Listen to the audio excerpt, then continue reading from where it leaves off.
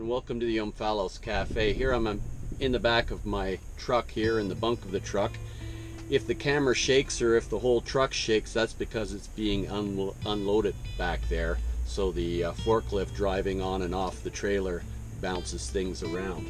So it's a good thing that's being unloaded because I'm here in Vancouver and I get the rest of the day off. But I wanted to do a short video, and this will be a nice short one. Some of these Joyce's Ulysses videos have stretched on a little long. I wanted to do a little short video because after 7 videos, or episode 7, I've been taking a short break. And the reason is we tend to get too immersed in literature, too immersed in a single book, too wrapped up in, I don't know, in the idolatry. We put books on a pedestal, and that's not what I've been trying to do with the Ulysses Cafe. I've been trying, if anything, to take James Joyce's Ulysses off its pedestal and put it into our own hands. Everything I've been trying to do is to show that the book is actually about us. It's about you, and it's about me, and it's about the life we live.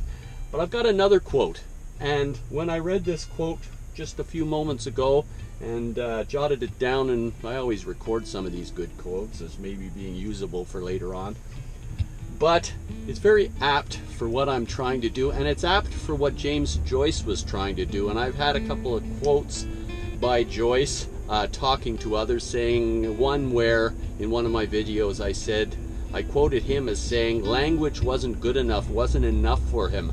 And those language experiments that he's doing in Ulysses and then does in Finnegan's Wake takes it all that much further. So much of what I've talked about here at the Ulysses Cafe has been about the flow of life. Now language, our individual words, can stop that flow because of their concreteness, because of their static nature.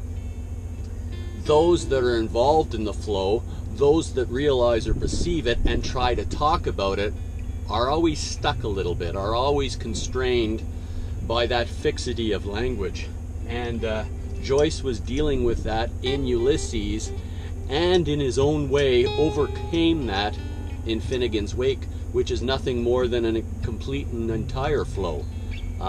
We see those kind of experiments going on towards from the middle and onward in Ulysses, and especially with Molly Bloom's soliloquy at the end, or her just on-flowing reflection, bunch of associations.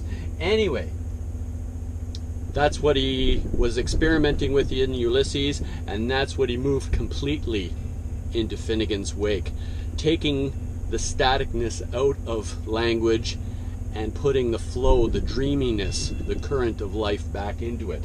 Anyway, here's a quote by Aldous Huxley following a mescaline experience and some of the realizations that he came upon, that he became aware of, some of his epiphanies having taken mescaline.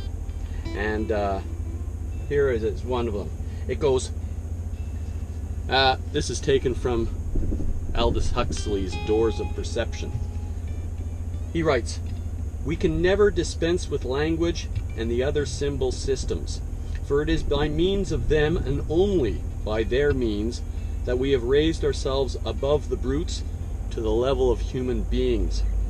But we can easily become the victims as well as the beneficiaries of these systems.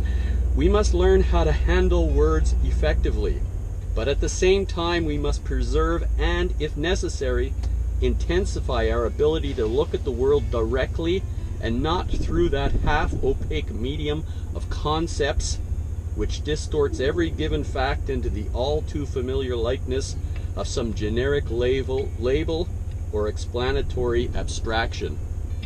There, in a word, in a phrase, is what I'm trying to get at with Ulysses, because Ulysses is to be directly experienced and not tackled via the Homeric parallels, all the ideas that have grown up and solidified and coalesced around it, which block or impede our access to the book as an experience of life. Anyway, that is kind of one of the things I've been trying to get across at the Omphalos Cafe. Anyways, it's all life. Enjoy it. It's your life. It's my life. Let's go with that. And that'll be about it for now.